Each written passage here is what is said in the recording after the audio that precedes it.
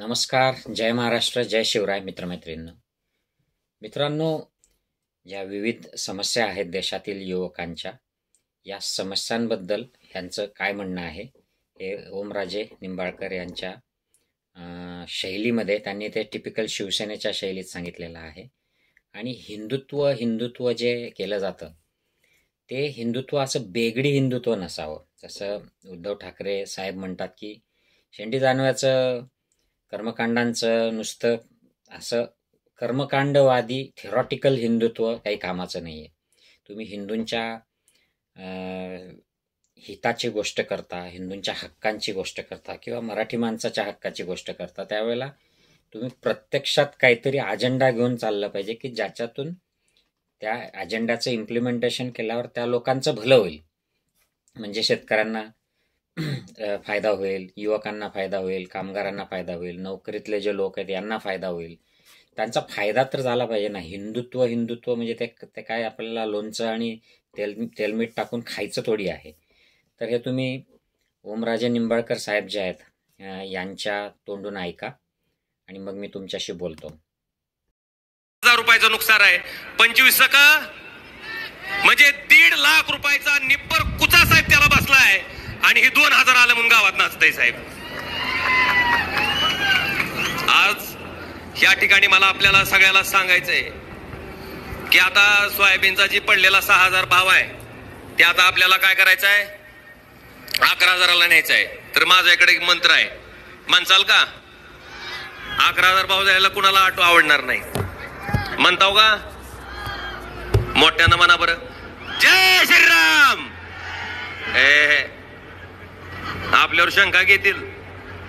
मोठ्यानं जय श्रीराम.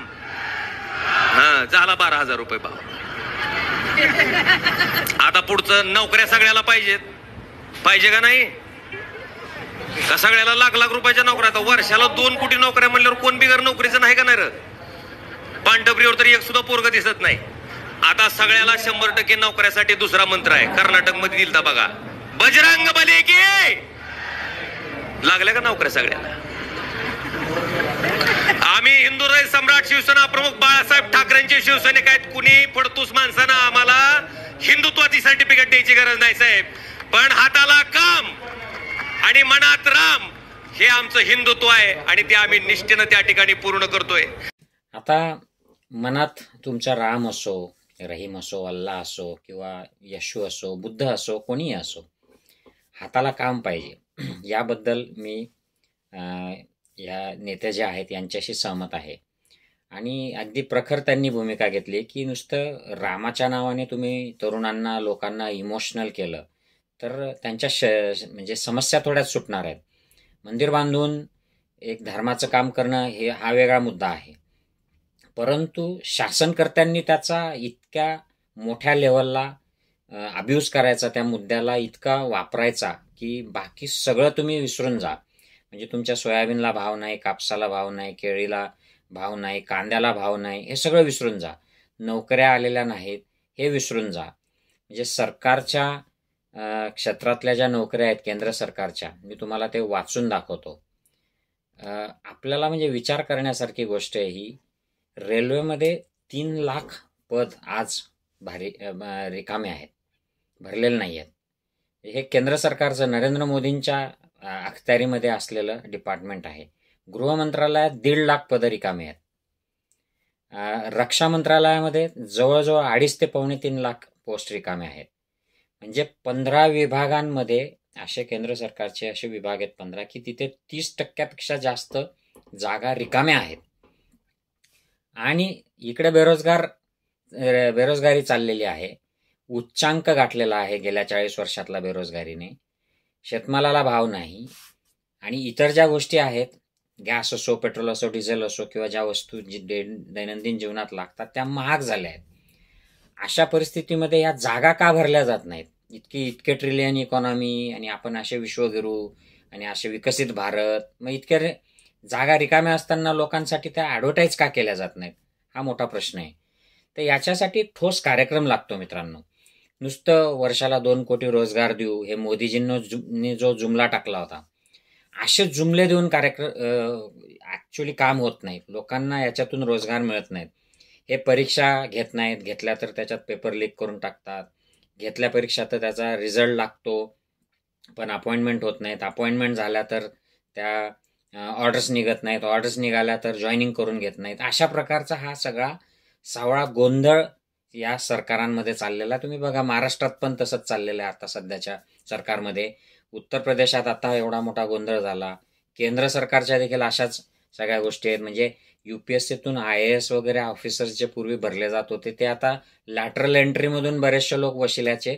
आणि मग हे वशिल्याचे कोण आहेत तर जे भाजप RSSच्या लोकांचे जवळचे आहेत, त्यांची विचारसरणी मानणारे आहेत, त्यांचं काम करणारे, त्यांच्या नेत्यागणांचे नातेवाईक, मित्रमंडळी, अशा लोकांना हे लॅटरल एंट्रीमधून डायरेक्ट हाय लेवलच्या ज्या पोस्ट आहेत IAS UPSC मधल्या याच्यात एंट्री करतायत. म्हणजे तुम्ही जे मेहनत करता आहात, तुम्ही ओपन मेरिटचे असा किंवा रिझर्वेशनचे असा, तुमचा काहीच उपयोग नाही. तुम्ही 8-8, 10-10 वर्ष त्याच्यामध्ये घालवताय आणि इकडून हे डायरेक्ट तुमच्या डोक्यावर आणून हे बसवत आहेत. आणि इथे लोकांचं रिझर्वेशन देखील हे खात आहेत. कारण हे लॅटरल एंट्रीवाले सगळे RSS BJPचे लोक, हे सगळे ब्राह्मण बनिया कम्युनिटीमधले लोक असणार. आपल्याला त्यांचा विरोध नाही, परंतु इथे सरळ आरक्षण खाल्लं जात आहे या अपॉइंटमेंट्समध्ये. त्यामुळे हा आक्षेप आहे. कुठल्या पर्टिक्युलर जातीला आपला आक्षेप अजिबात नाही. तर याच्यावर इलाज काय आहे तर मी जरा बघत होतो याच्यावर, सध्या मी बरंच फॉलो करतो. तर राहुल गांधींनी एक युवा न्याय म्हणून एक प्रॉमिस केलेला आहे. इलेक्शन जाहीरनामामध्ये ते सांगतायत आणि हा जाहीरनामा एकदम प्रॉमिसिंग आहे. तर हे शक्य आहे का तर मित्रांनो, यस, मोठ्या मोठ्या गोष्टी प्रॉमिसेस सुद्धा शक्य असतात. तेजस्वी यादव यांनी 10 लाख जॉब मी देईल सरकारमध्ये आल्यावर असं प्रॉमिस केलं होतं. त्यांना संधी मिळाली नाही, पण त्यांना जेव्हा 17 महिन्याची संधी मिळाली उपमुख्यमंत्री व्हायची, तेव्हा त्यांनी त्या काळामध्ये जवळजवळ 5 लाख एम्प्लॉयमेंट्स जागा भरून टाकल्या बिहारमध्ये. म्हणजे ज्याला करायचं असतं तो करतो. केजरीवाल नेहमी म्हणतात, अरविंद केजरीवाल, की सरकार के पास पैसे की कमी नहीं है, सिर्फ नियत की कमी है. ज्याची नियत असते तो हे सगळं करू शकतो. त्याच्यामुळे आणि आता जो रिसेंट जो काँग्रेसचा इतिहास आहे, रिसेंट म्हणतोय मी, याच्यामध्ये त्यांनी जिथे जिथे त्यांचे सरकार आले त्यांनी जाहीरनाम्यामध्ये जे वचन दिलेलं होतं ते पूर्ण करतायत. आणि काँग्रेसला अर्थशास्त्र भाजप आणि RSS या लोकांपेक्षा जास्त कळतं. RSS BJPच्या लोकांनी अर्थशास्त्रामध्ये अजिबात चांगला एक इफेक्टिव्हनेस दाखवलेला नाही. इनफॅक्ट नोटबंदी, रॉंग GST आणि या असल्या कुचक्या योजनांनी त्यांनी लोकांचं नुकसानच केलेलं आहे.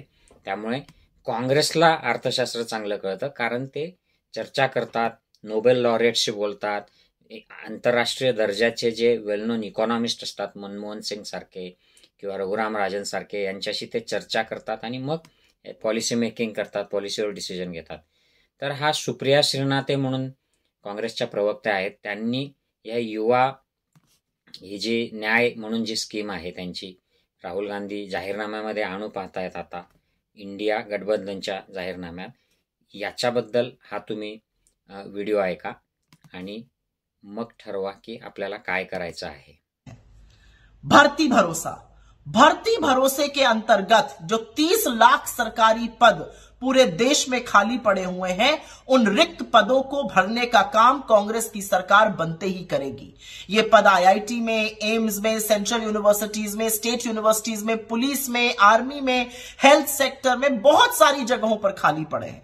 इसको भरने से 30 लाख लोगों को नौकरी तो मिलेगी ही, साथ ही जो दलित, आदिवासी, पिछड़े, शोषित, वंचित समाज के लोग हैं जो रिजर्वेशन का फायदा नहीं उठा पा रहे हैं क्योंकि ये पद भरे नहीं जा रहे हैं, उनको भी राहत मिलेगी. तो ये पहला वादा है.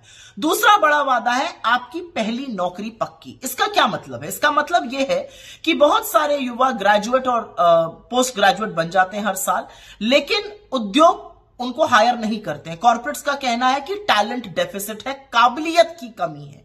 उस काबिलियत की कमी को पूरा करने के लिए अप्रेंटिसशिप एक्ट के चलते 1 साल के लिए 1 लाख रुपए पर 25 साल से कम ग्रेजुएट या डिप्लोमा होल्डर्स को अप्रेंटिसशिप प्रोग्राम में लगाया जाएगा. करीब 8500 रुपए महीना वो कमाएंगे, काबिल बनेंगे रोजगार पाने के लिए. ये बड़ी बात है और जो भी इसका लाभ उठाना चाहेगा वो उठाएगा, लेकिन करीब करीब 1 करोड़ युवा इसके लाभार्थी होंगे।